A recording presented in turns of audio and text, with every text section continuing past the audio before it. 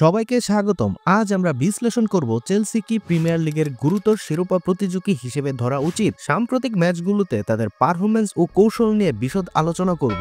চলুন শুরু করা যাক। চেলসি সাম্প্রতি টটেনহামের বিপক্ষে নাটকীয় জয়ের মাধ্যমে প্রিমিয়ার লিগের দ্বিতীয় স্থানে উঠে এসেছে।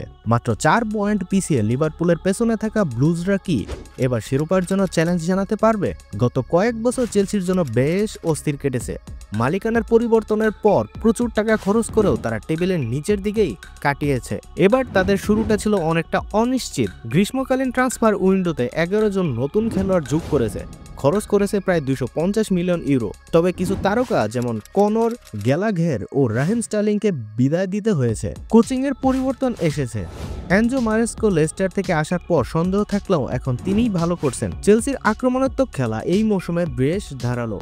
তারা 15 ম্যাচে 35টি গোল করছে, যা প্রিমিয়ার লিগের সর্বোচ্চ। তারকা খেলোয়াড় কোল পালমারের নেতৃত্বে চেলসির আক্রমণ ধারাবাহিকভাবে সাফল্য পাচ্ছে। পালমারের সৃজনশীলতা চেলসির আক্রমণকে অনন্য করে তুলেছে। তার দুর্দান্ত পাসিং ও বল কন্ট্রোল প্রতিপক্ষের রক্ষণকে চাপে রাখে। চেলসির তাদের খেলায় ভারসাম্য বজায় রেখেছে, তবে তারা ট্রানজিশন নির্ভর খেলায় বেশি সফল। তবে সমস্যা তাদের রক্ষণে, ডিফেন্সিভ ব্লকের দুর্বলতা এবং সমন্বয়ের অভাব চেলসির জন্য বড় বাধা হয়ে দাঁড়িয়েছে। অতিরিক্ত আক্রমণাত্মক দৃষ্টিভঙ্গির কারণে তারা পাল্টা আক্রমণের শিকার হয়, ফলে ম্যাচ নিয়ন্ত্রণে রাখতে চ্যালেঞ্জের মুখোমুখি হয়। যদিও সাম্প্রতিক পারফরমেন্স আশাজনক, তবে চেলসিকে এখনই শিরোপা প্রতিযোগী বলা হয়তো তাড়াতাড়ি হবে। তাদের আক্রমণ যতই দারুণ হোক, ডিফেন্স মজবুত না হলে শিরোপার স্বপ্ন দেখা কঠিন। চেলসি কি সত্যি শিরোপার দৌড়ে নিজেদের প্রতিষ্ঠা করতে পারবে?